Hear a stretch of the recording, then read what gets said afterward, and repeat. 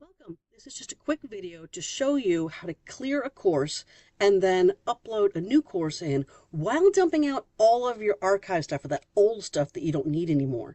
So the first step you're going to have to do is to get your course cleared.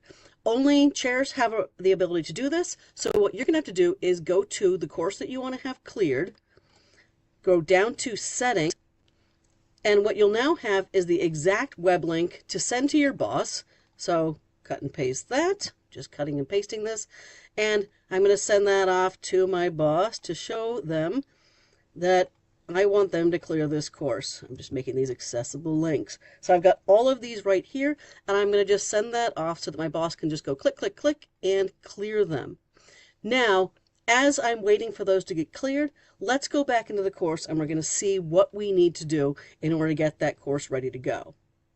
So we'll go back to our course, and in this case, I've looked at the previous term, which I'm copying from, and this course, which I'm copying to. And the key thing that you're going to want to get from the previous course is you're going to want to go to, again, your settings page and look when the start date is. Now, in this case, the start date is April 28th, which is a Monday.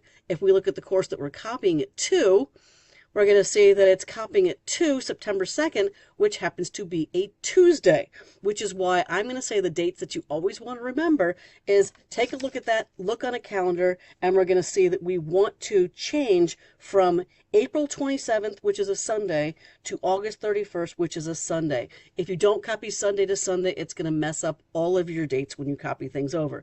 So we're going to wait a minute to get those courses cleared, and then we're going to come back and show you how to copy in while deleting your other content. Okay, as I said, it's only going to take a minute if my boss has a chance to clear it. So now we've actually got a cleared course. Everything is gone. Everything is empty. We're now at 100% accessibility because we've got nothing in here. Now we want to go back to settings, although you can also go to import existing content right here on the home page. But I like to go into the settings because I get to double check that date. Yep, it's a September 2nd start date. So in this case, we're going to go over and say we are going to import course content.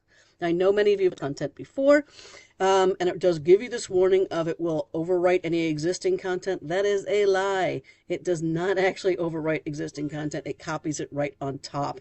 So let's copy over a Canvas course. We type in the course that we're looking for. In this case, it's last semester, 4410.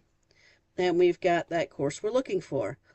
Now, traditionally, what most people have done is done all content. Now we're going to switch and do specific content. We're going to adjust our events and due dates, so it's going to change the folder dates and all of those sorts of things. We're going to shift dates. Beginning date, again, we are going to start back with the beginning of last term. And remember, it started on Monday the 28th, but we're going to use Sunday as our date.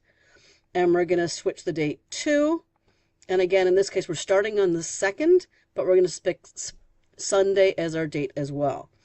Then it looks like you haven't chosen anything. Don't worry, we're going to get to what we're going to pick in just a minute. You add to import queue, and then, and it's just a little weird, then it gives you the choice of select content.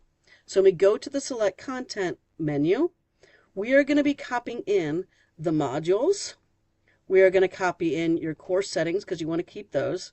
You want to keep all of your assignments and your quizzes. I do recommend doing the question banks, discussion topics. Do not select pages. You can keep the announcements if you want, but do not select files. Those files are going to be some of your older files, and those pages are going to be some of your older pages. Leave that behind. With doing it this way, it's going to copy in external tools. I'm going to keep all of my announcements because I reuse those. I'm going to ignore our calendar events because I'm going to change those, and we'll continue our rubrics and select that content. This way, if you start looking at it, and in my case, I know that I've cleared out the rubrics, but in some of your cases, you might not want to pick rubrics because that might be bringing in some of those old ones. Once you've got those selected, select content, and it's going to copy all that in. The difference is what it's going to copy in is just the things in your modules, not any of those old files that have been sitting around forever, not any old pages that you don't even use anymore. all of those are going to be dumped out, and you're only going to get the content that you're currently using in your course. Now, I will say for some people, this might make your accessibility numbers go down, because some of that content might have actually been making your course artificially more accessible.